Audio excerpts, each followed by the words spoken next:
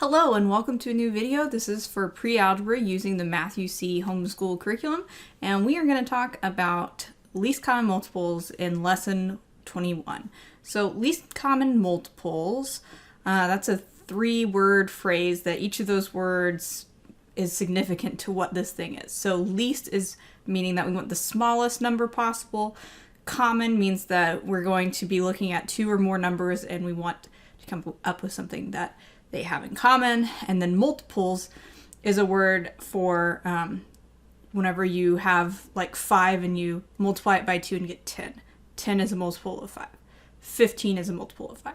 20 is a multiple of 5. So that's the idea of multiples. So what we're trying to do is we're trying to take, in this case, two numbers and figure out, hey, what is the smallest multiple of both of those numbers?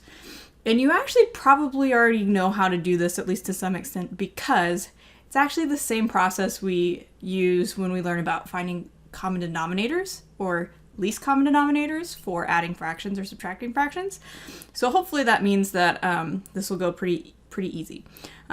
We are going to talk about two different ways that you can go about this and basically pick the way that's your favorite or adapt them together or whatever it takes so that you can figure this out. So let's look at example 1 here. We abbreviate least common multiple with LCM because otherwise we'd have to write that same three-word phrase over and over again. Find the LCM of the two numbers by making a list of the multiples of each number. So we're going to make a list of the multiples of 18 and a list of the multiples of 12.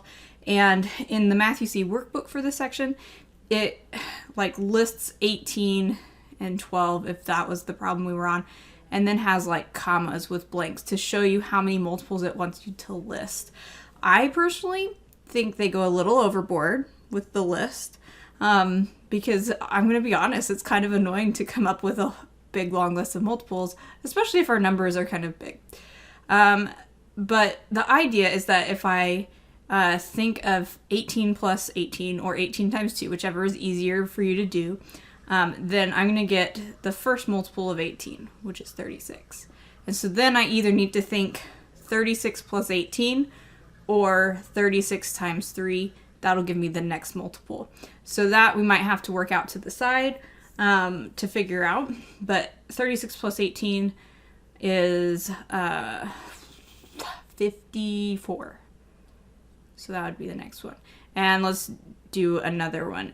54 plus 18 would be 72. We could keep going, but I'm pretty confident we already have a long enough list so that we can find the least common multiple for 12.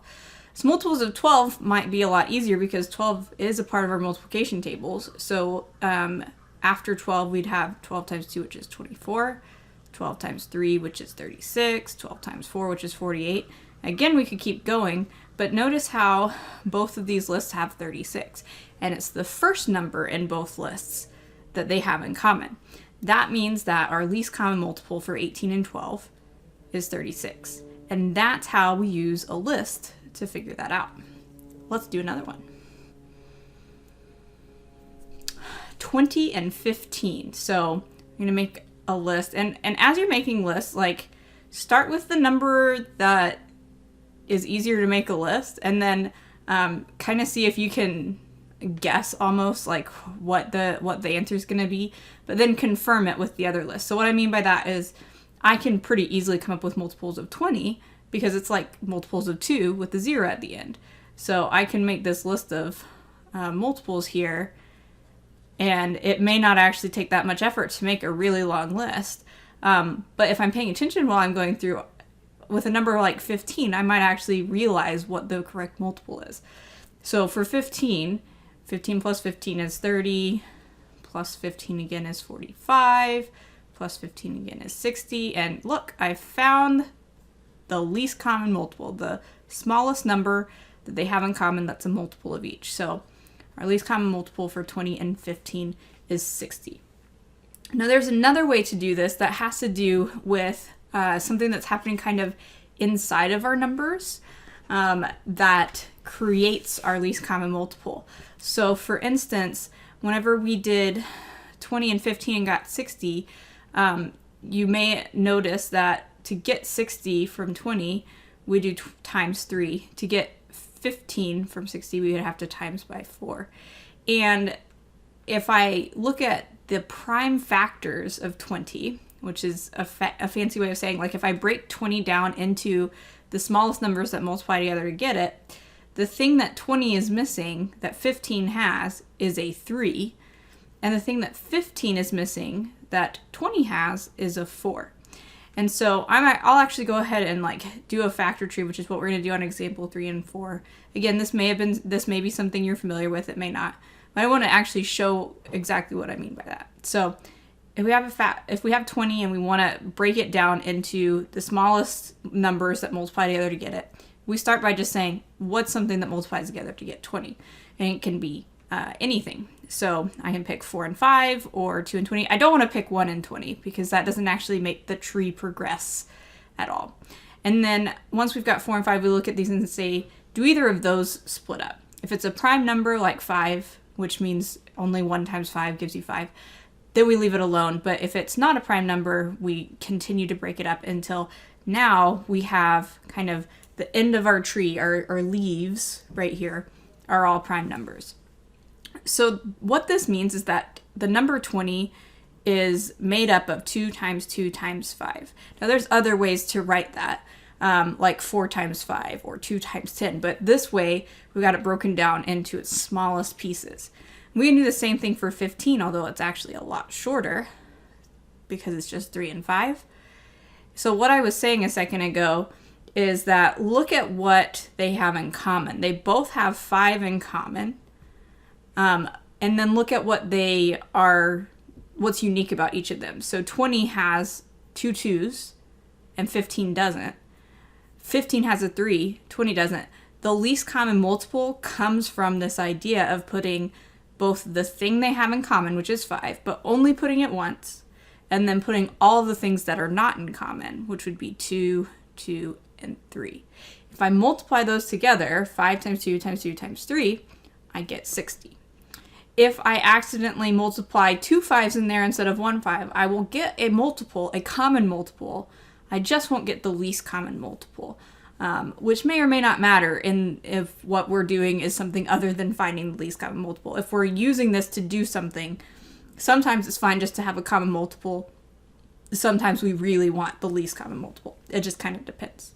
So that approach is what we're going to take on example 3 and example 4. And personally, I think that kind of the farther you get in math, the more you'll lean toward this idea of using a factor tree or using the factors instead of trying to make a list of multiples, because it's actually, I think, faster, especially if you end up not really needing to make much of a factor tree.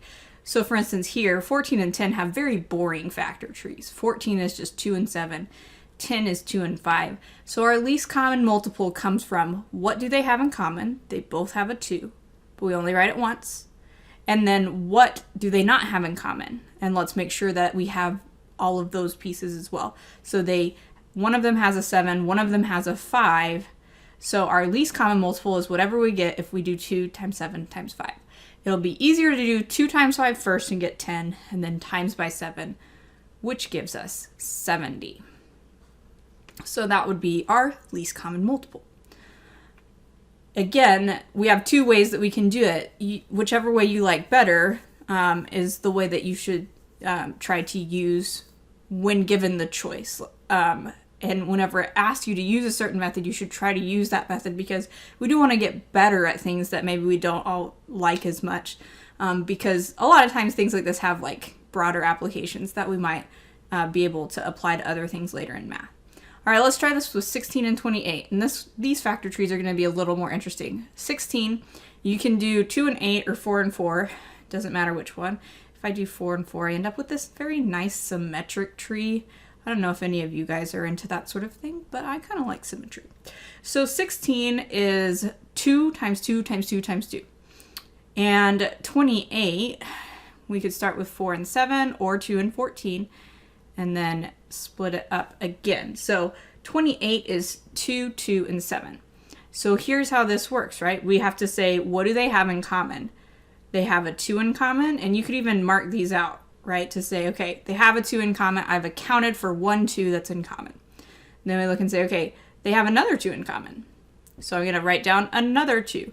But both of those 2's only get written down 1 time. We don't write down 4 2's for the 2 2's they have in common.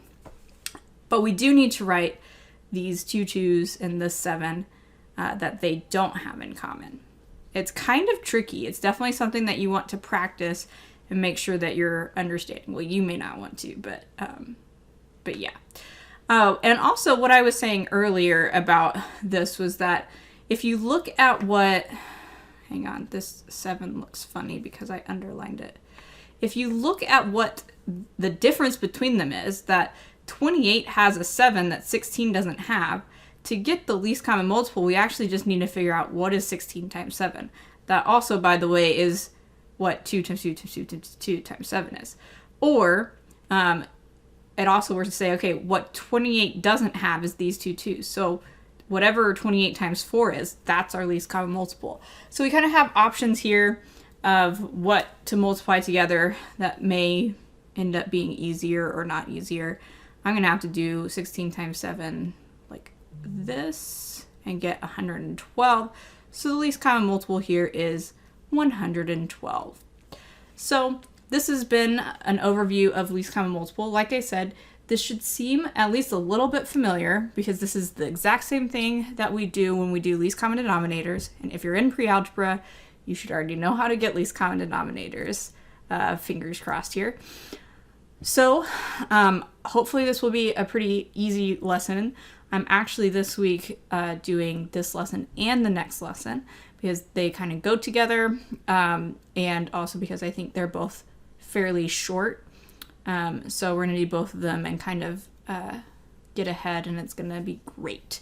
And if you are following along and you're like, okay, well, we're just kind of flying through the book. What are we going to do at the end of the year if we run out of book? Don't worry, I've got lots of plans for what we can do once we're done with the Math UC book to help prepare us for next year, Algebra 1, which is, that's kind of part of or most of the goal of pre-algebra.